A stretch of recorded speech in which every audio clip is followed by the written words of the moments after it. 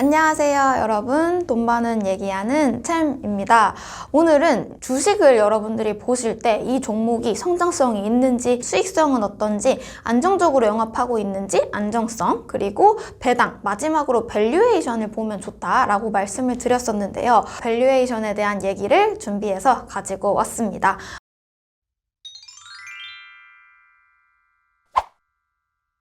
일단 밸류에이션의 개념이 뭔지 좀 전체적인 틀을 말씀을 드리고, 우리가 이 기업의 안정성을 볼 땐 부채 비율이라는 지표를 보시고요, 배당을 보실 땐 배당 수익률을 보시라 라고 덕목과 그리고 구체적인 지표를 하나씩 말씀을 드렸었는데요. 밸류에이션은 여러분이 PER, PBR 혹은 EV/EBITDA 같은 지표를 보시면 됩니다. 이 중에서 여러분이 꼭 알고 계셔야 하는 PER이랑 PBR이라는 지표 위주로 말씀을 드리도록 할게요. 일단 밸류에이션이 뭔가를 좀 개념적으로 설명을 드려보면, 우리가 가방을 산다고 해보겠습니다. 열심히 모은 돈으로 가방을 살 건데, 이제 그 명품 C사에 이제 멋있는 가방이 있고요. 그리고 유명한 브랜드는 아니지만 에코백 두 가지 선택지가 있다라고 해볼게요. 근데 이 두 가방을 그럼 어떤 걸 사느냐에 대해서 가격을 일단 확인을 해야겠죠. 명품 C사의 가방은 200만 원이래요. 근데 이 에코백은 10만 원에 팔고 있다라고 해볼게요. 그러면 우리 가격만 보면 200만 원보다 10만 원이 훨씬 싸니까 이 에코백이 싸구나 라고 생각을 하면서 에코백을 사실 수도 있겠죠. 근데 우리가 어떤 물건을 살 때나 주식을 사실 때는 이 가방, 이 회사의 절대적인 가격만 보고 판단을 하시면 안 되고, 이 가방의 내재 가치, 가방의 내재 가치라면 브랜드, 간지나는 그 브랜드와 가중을 얼마나 썼는지, 디자이너가 뭐 한 땀 한 땀 만든 건지가 이 가방의 펀더멘탈 요인이 될 거예요. 이 가방의 내재 가치가 될 겁니다. 근데 에코백은 그냥 에코백이었습니다. 그럼 여기서 이 가방의 내재 가치 대비해서 200만 원 그리고 10만 원이라는 가격이 비싼가 싼가는 절대적인 가격만 보고 비교할 때와 다른 문제가 됩니다. 그래서 이 명품 C사의 가방이 오히려 내재 가치를 고려했을 때 200만 원이면 엄청 싼 거다라고 판단을 할 수도 있고, 에코백 같은 경우는 이거 그냥 에코백인데 왜 10만 원에 팔아? 라고 생각을 할 수도 있는 거죠. 그래서 여기서 이런 밸류에이션을 고려한 분 같은 경우에는 이 10만 원이 싸다고 에코백을 사시는 게 아니라 C사의 가방을 사시게 되는 겁니다. 그래서 우리는 주식도 마찬가지예요. 이 회사가 한 주당 거래되는 가격과 그 가격의 움직임으로 그려진 차트만 보고 매매를 하실 수도 있지만, 이 회사의 지금 현재 가격이 내재 가치, 회사의 내재 가치는 이 회사가 매년 영업을 통해서 얼마나 돈을 잘 벌고 있는지, 앞으로 얼마나 성장을 할 수 있고, 같은 시장 내에서 얼마나 핵심적인 플레이어인지, 이런 이 회사의 내재 가치들을 고려했을 때 이 회사가 지금 거래되는 주가가 적당한지, 비싼 건지 아니면 싼 건지를 밸류에이션이라는 지표를 통해서 판단을 하실 수 있는 겁니다.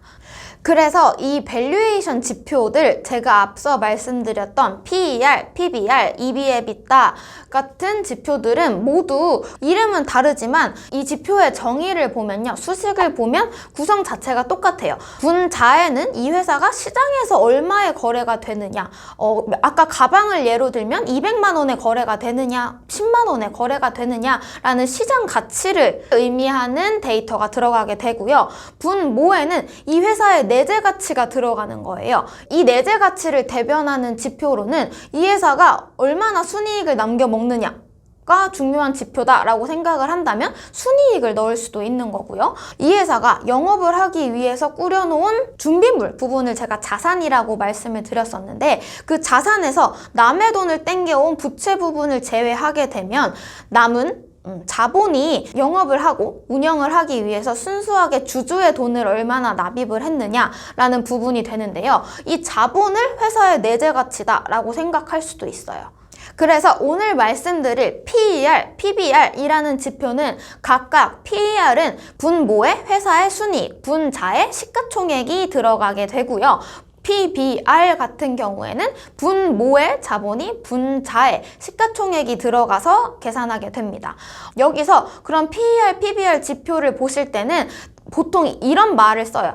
삼성전자의 PER이 7배다 라는 말을 쓰는데요. 단위는 배를 사용하게 되고요.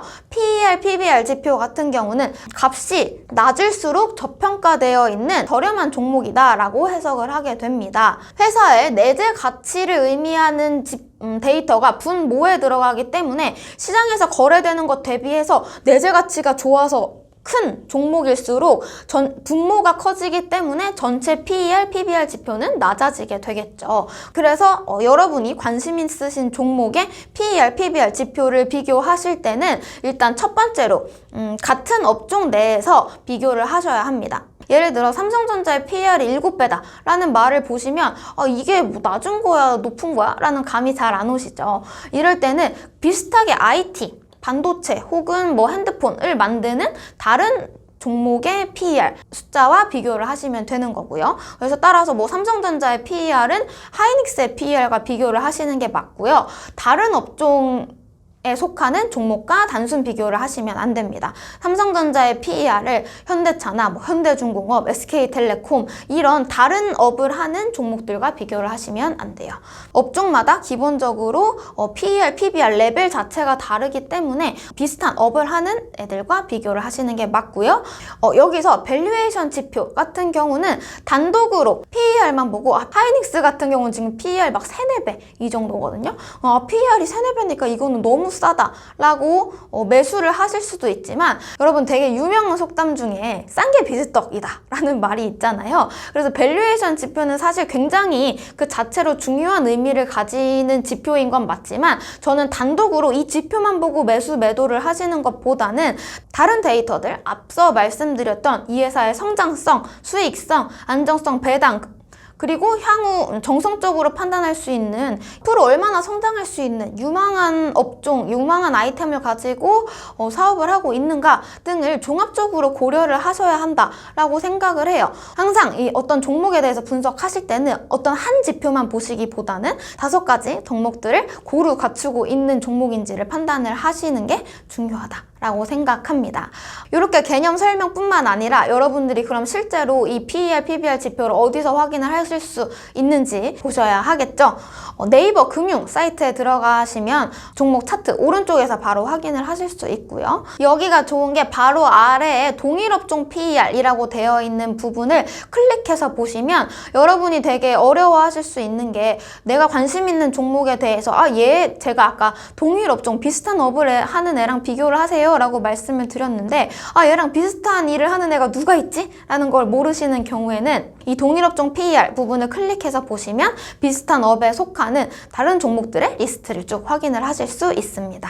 그래서 이런 방식을 통해서 여러분들이 실제 관심 종목에 대해서 투자하신 종목에 대해서 밸류에이션 지표까지 확인을 하실 수 있을 것 같아요. 오늘 PER, PBR 밸류에이션 지표에 대해서 준비한 내용은 여기까지고요. 다음에도 좋은 컨텐츠로 찾아오겠습니다.